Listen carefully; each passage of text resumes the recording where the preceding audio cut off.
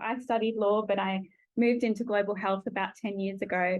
And subsequently, I guess my ways of thinking and the methods that I use are kind of a mishmash of both implementation science and global health law scholarship. So I thought I'd do a very quick sort of introduction on perhaps the difference between the two and how they come together. So global health law scholarship, as I see it, sort of investigates the scope and limitations on the power of health agencies, federal, state and local authorities, and exploring what is legitimate for states to do. Legal doctrine, as well as broader theories that have influenced the interpretation of law and discourse over time. And the objective in this space is often to develop normative frameworks that are responsive to public health problems and translate, importantly, legal expertise into actionable knowledge to guide the development of law. On the other hand, implementation science, and look, that's sort of the framing that we use in global health, but social scientists are doing very much the same thing. Some people talk about health systems research, and I'm not married to the sort of terminology around this, and it does tend to change a lot. But in a nutshell, there is not a lot of evidence measuring and evaluating the impact of laws on population health in terms of power, in terms of effectiveness, in achieving health and social outcomes, for example, on acceptability and sustainability. And this is largely because public health or global health and legal scholarship have evolved quite independently of each other over time. And scholars in both fields, with all due respect, have certain blind spots. For example, public health scholars tend to overlook very important theoretical questions when introducing, reforming and advocating for public health law and policy. And legal scholars, on the other hand, might tend to overlook effectiveness, measurable effectiveness, cost effectiveness, acceptability and sustainability. So the project that I'm going to speak to you about really sort of brings those two worlds together. So the CEDAW implementation map on women's health, and I might actually, if you just wanted to kind of pass two around, this is last year's report, and might be worth a flick through. It really sort of introduces this globally unique tool, which aims to measure the implementation of UN CEDAW committee recommendations globally. So we started off in the Asia Pacific region, and then we built up the tool to cover every region of the world.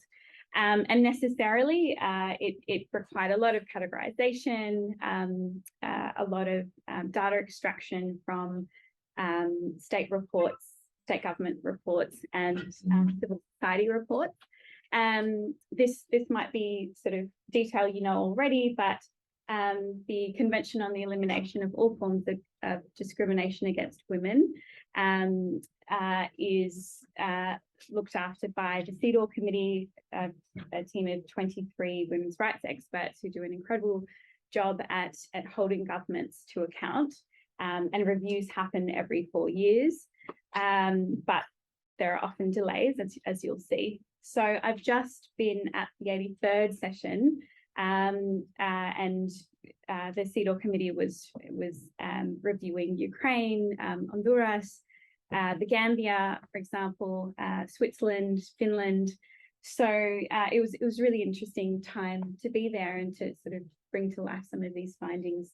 And this tool in particular was really trying to fill the gap in the CEDAW committee has been operational for 40 years now, but at no point had there been a systematic analysis of how effective the committee and its recommendations had been in really motivating government action.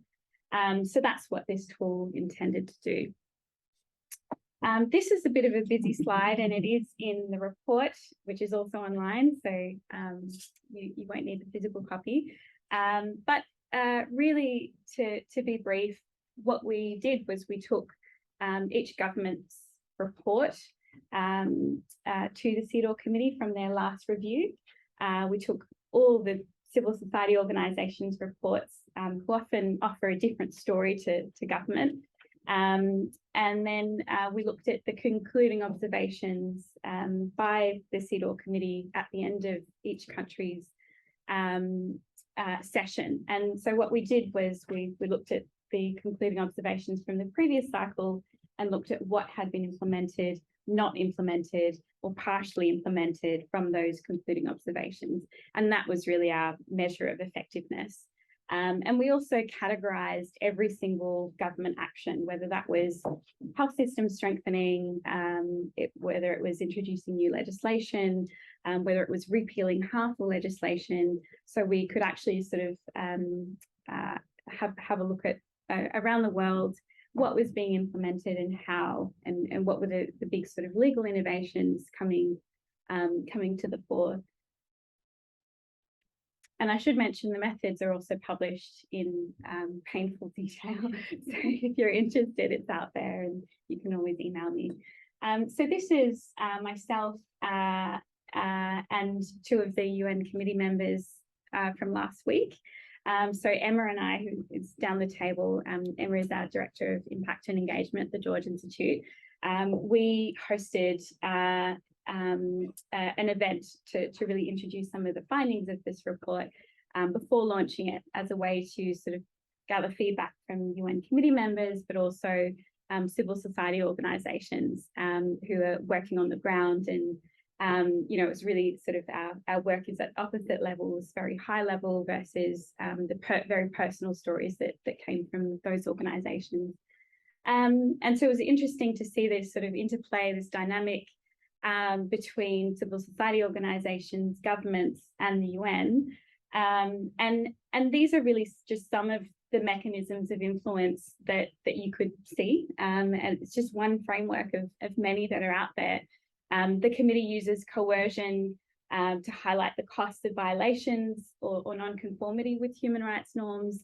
It uses persuasion to encourage a sort of social learning, and also acculturation, so pressuring states to assimilate to a common human rights norms and adopt the beliefs and behavioural patterns of the surrounding culture. So it was very interesting to see this come to light, and it can be a useful framework to understand the findings ahead. So these are the Asia Pacific findings which are contained in that report, and our report to be launched next month will have a more global picture, but I thought it would be interesting to sort of show you these findings before we go ahead. So these are all the Asia Pacific countries that had participated in at least one CEDAW review, and that's what was needed to be included in our study. And as you can see, while it should take 4 years between the committee handing down its recommendations and countries reporting back, you often had sort of 11 years between that period. And as you can imagine, you know, the currency and the detail contained in the recommendations, the legitimacy of those recommendations can really be affected by lengthy delays. The context has completely changed, politics has changed, and women's lives are you know, responding to different crises. But there isn't a lot the committee can do to have these reviews happen on time. But as you can see, there are many countries that do fall within that 4-year timeline. What was interesting was that this is not information that the committee has, so they found this really useful. I would have thought that this wasn't new information for them, but to see it in this way was quite useful. So as you can see from this slide, most recommendations really fell into the legislation and policy change category. These are the categories that we built through the data set. And I guess that means that, you know, the CEDAW committee primarily uses law and policy change to make things happen in the Asia Pacific region. What was interesting was that, you know, only 2% of the recommendations, 606 recommendations in total, that were health related. related to women's leadership and participation. So clearly there's a lot of work to be done in perhaps the CEDAW committee having the resources and the time really to reflect back on the proportion of recommendations. And these are all tools for having women's health governed better and led better. So this was also interesting findings. Awareness campaigns and health system strengthening were the second and third categories, but there is quite a difference there. So these are all the categories that we developed for the data set. So each government action in response to a recommendation fell into one of these categories. And so these are all examples from around the Asia Pacific. In Australia, we had the legislation criminalising domestic violence. In India, legislation guaranteeing food security to underserved women. Mandatory training for judges and prosecutors on gender-based violence in Samoa. There are nationwide cervical cancer screening programs in China, a national survey on violence between men and women conducted in Japan. These are all fantastic initiatives. They do have their limits. I have done field work just after analysing these results in India, and no one I worked with had ever heard of the legislation guaranteeing food security to underserved women. I think that says something about the reach of these laws, how they're rolled out, and if they're not adequately funded and supported and governed, if they're not someone's responsibility or an agency's responsibility, they can be meaningless to women. And then some of these initiatives have been tremendously successful. So this slide really shows that there hasn't been a huge difference in the proportion of recommendations fully implemented when you look at the findings by economic group. High-income country, low-income countries had implemented a greater proportion of recommendations than high-income countries.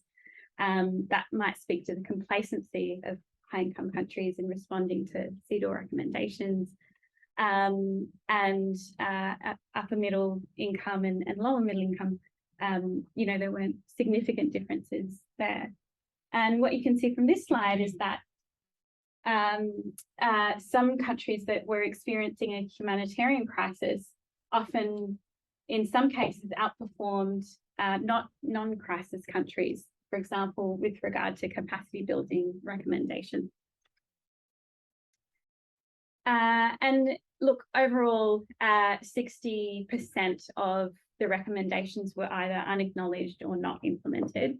So I think that sort of tells us that, rather than particularly us global health folk constantly reinventing the wheel and developing new programs and new ideas, there's a lot to be said about just implementing what the expert committee has recommended and what civil society organisations are shouting from the rooftops. There's a lot to be done in just implementing existing solutions. Around 40% of recommendations were fully implemented or partially implemented. So now I'm going to speak about the global findings, and I'm really looking forward to your feedback and thoughts on this, because we haven't launched the report yet, so there's still time to rewrite it if that's what you suggest. So yeah, I'll get stuck into it. So I've been working with Monica on this, and Monica's part of our advisory group that guided and designed the scope of this report. There was a lot of data. There were over 400 laws that came out of our data set from laws implemented around the world in response to CEDAW reviews, and we needed a way to really make this report feasible. So what we did was we focused on these four situations of vulnerability. So gender-based violence, gender-based poverty, refugee asylum seekers, and women that have migrated, as well as women identifying as LGBTQIA+. And the focus was really on intersectionality and CEDAW. And this was a great sort of framework to use, because there are specific gaps in the convention that have perhaps led governments to not have the guidance they need when implementing recommendations in those areas. For example, gender-based violence wasn't included in the convention itself, but it is now contained in general recommendations that came much later. When it comes to gender-based poverty, there aren't specific commitments on states, but the committee finds ways around that to connect education and employment, for example, with low-income status. They find ways around that, but it wasn't originally in the convention. So this was an interesting framework to use to really understand how intersectionality is taken into account by the committee and what states do in response to that. So there were 3 research questions that we wanted to ask. The first one was, how does the CEDAW committee influence the introduction and reform of laws for women experiencing intersectional discrimination? The second one was, what kinds of laws have been introduced in response to the committee's recommendations? And the third one was, what are civil society organisations saying? In what areas do governments actually resist the implementation of laws when considering those 4 groups of women? So unsurprisingly, the CEDAW committee has had a tremendous role in encouraging states to ensure existing legislation offers comprehensive protection for women. All of this falls into the reviewing and designing laws, and that often involved conducting a review of existing laws, revising and repealing harmful laws, for example. An example, I suppose, that came out of our data is the Transgender Act in the Netherlands, which required for quite some time transgender and intersex people to undergo surgery and sterilisation if they wanted to change their registered sex. And so essentially they were forced to choose between undergoing invasive surgery or never having the opportunity to have children, and being denied legal recognition of their sex. So the CEDAW committee, during its 2010 review of the Netherlands, required the government to repeal the act. And the government reported back in 2014 that it had repealed the law, and it took as long as 2021 to offer a public apology to that community. And that's not to say it took 4 years to have this change happen. There are civil society organisations that have been working for decades through advocacy to make this happen. But the CEDAW committee has played that role in, it's more than a nudge. It really is sort of having that face-to-face discussion with governments and being able to put forward an argument and influence them to sort of fast-track this change. So another example is Colombia's decriminalisation of abortion. And when the report comes out, you'll see an expert commentary by Monica. And she really speaks about the Constitutional Court in Colombia's decriminalisation of abortion during the first 24 weeks of pregnancy. And she talks about the use of CEDAW standards and recommendations, sort of shedding light on the relationship between international human rights law and constitutional interpretation. And there was a concluding observation in 2019 that really spoke to this issue, plus the introduction of the General Recommendation 35 on gender-based violence in 2017. And part of the argument there was the disproportionate impact on the law of the law on migrant women. So it was very evident that sort of an intersectional lens had been applied to this issue. And I suppose what I liked about this commentary was that it really shed light on the sort of interplay between the Constitutional Court's interpretive role, CEDAW, but also other international human rights instruments as well, and how they all came together to make this happen.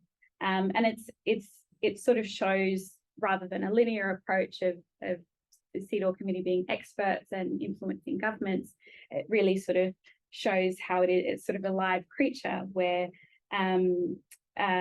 these sorts of analyses and an interpretive role can evolve the standards of CEDAW and enrich the committee's understanding of rights and how this interplay should happen, the interrelated nature of a CEDAW with other international human rights instruments, for example, and how that can really address some of the fragmentation that happens naturally when you have an international Bill of Rights, such as CEDAW, for women and other specific populations. So the second two of three was in relation to CEDAW's role in implementation, monitoring and enforcement. And some of this is really sort of self-explanatory. The committee has played a tremendous role in accelerating the adoption of legislation, raising awareness, making sure there's infrastructure in place to make a law work and make sure it's resourced and governed well, and having sort of laws enforced, ensuring effective sanctions on those contravening the law, especially. An example of this is Vanuatu's Family Protection Bill. So following its 2007 CEDAW review, the committee required the government to set a clear timeline for the passage of the Family Protection Bill. So in context, there was an 11-year delay from its drafting to it being passed, and it was considered highly controversial. But in the end, Vanuatu became the first Pacific island to put in place legislation of this kind. And the law creates a criminal offence for committing an act of domestic violence and provides civil protection orders. It does take a broad definition of family, so it includes de facto relationships, so those that aren't formally or customarily married are also protected, but it excludes same-sex relationships. So this was another example of the CEDAW committee playing a role in accelerating action on domestic violence and really having legislation at the end of it that set a precedent for that part of the region. Again, when the report comes out, there's a fantastic expert commentary by Megan Campbell, and she really speaks about this gap in CEDAW, a gender-based poverty gap that she also sort of wrote her thesis on.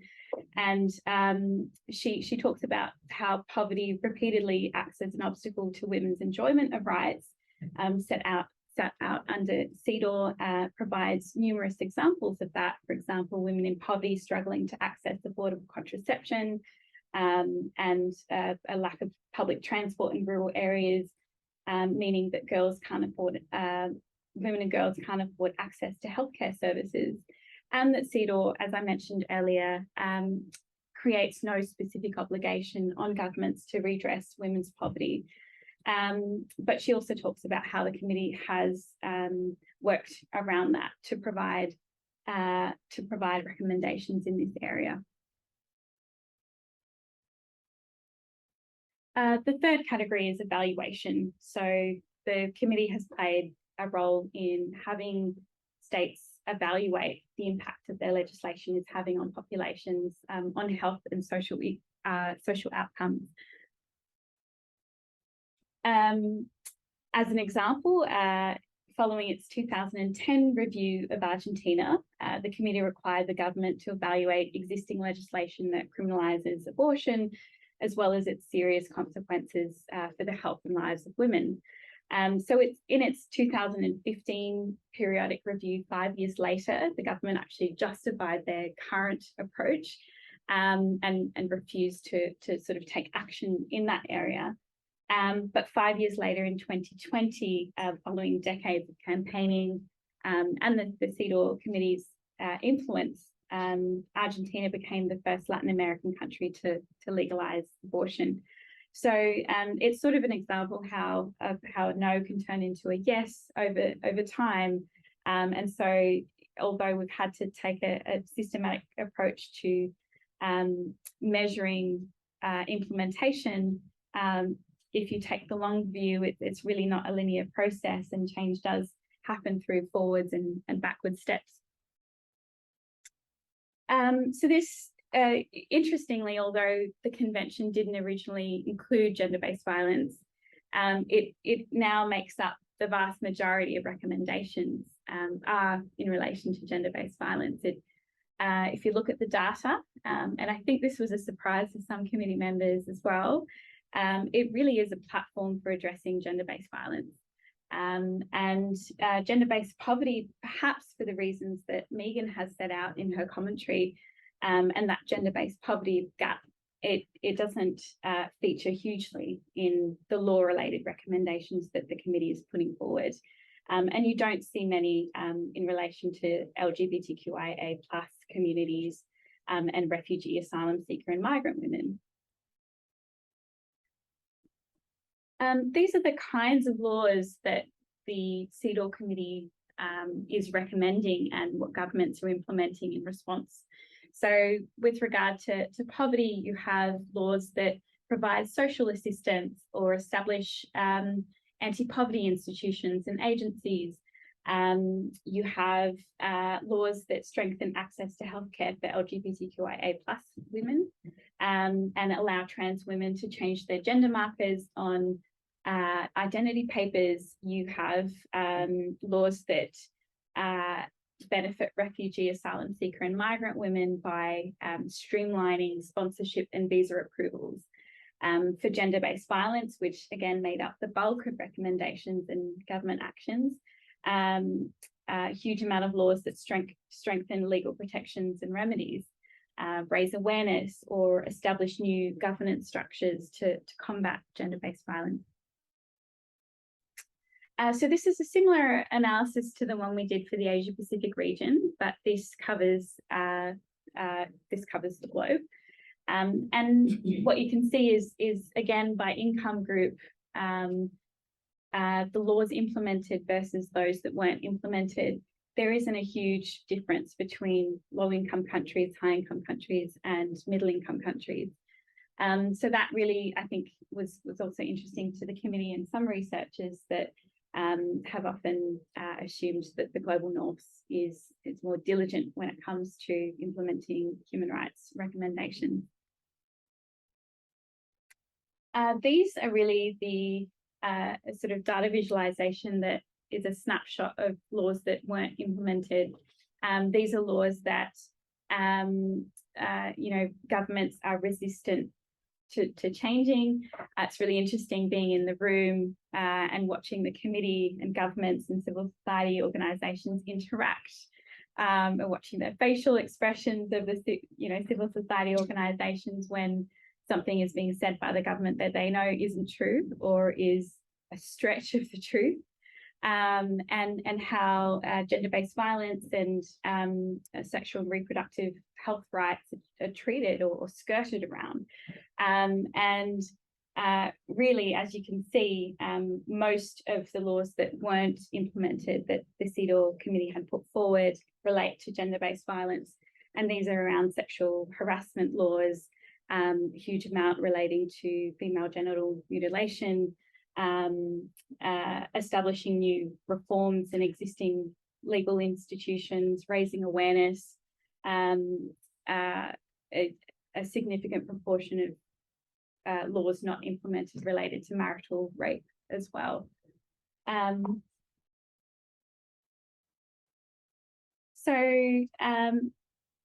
When we consider the civil society perspective, there are hundreds of civil society organisations that contribute to the CEDAW process, some in person and others submitting reports to the committee, and without their work, the committee's review process would be impossible. They offer personal stories, anecdotal evidence, research studies sometimes. I think there's a lot us as a research community can do to support them. But there are a few sort of patterns that really came through in their reports, and that is that they consistently lack credible data, particularly in relation to gender-based violence, to be able to judge whether laws are working for women or not, particularly those that live in rural and remote areas. Government inaction is a serious issue, so civil society organisations really lack the leverage to be able to force governments to act. They're often very stretched, underfunded themselves, or if they are partly government funded, they can find it really difficult to speak up during CEDAW review processes, because what they might face later is funding being pulled. So it's a really difficult sort of fine line that they face. We also see in relation to gender-based poverty, inheritance laws and legal pluralism, customary law interacting with the dominant legal system, such that even though a law is implemented, for example, in relation to banning FGM, it really depends on how law lives in a particular society, whether it's seen as meaningful or not, whether it is respected by a particular group in society. So that those sorts of tensions really present a lot of issues for civil society organisations and the women that they represent. You have, in some situations, in particular, refugee, asylum seeker and migrant women organisations, they felt that they were being undermined by governments, either through sort of the pulling of funding or defunding organisations. That came through as a strong theme. And really multi-sectoral collaboration was mentioned, you know, the need for education to work with health, to work with administration, and really sort of multi-sectoral complex interventions were needed. And they really sort of didn't have a strong platform to have these changes implemented by government. So that is really it from me. I was really hoping to sort of save a bit of time for discussion. I wanted to say a big thank you to our amazing advisory group, our expert commentaries, our project team. I didn't do any of the lovely data visualizations. That was a very talented person based in Sydney. So I'm so happy to answer any questions, and thank you so much.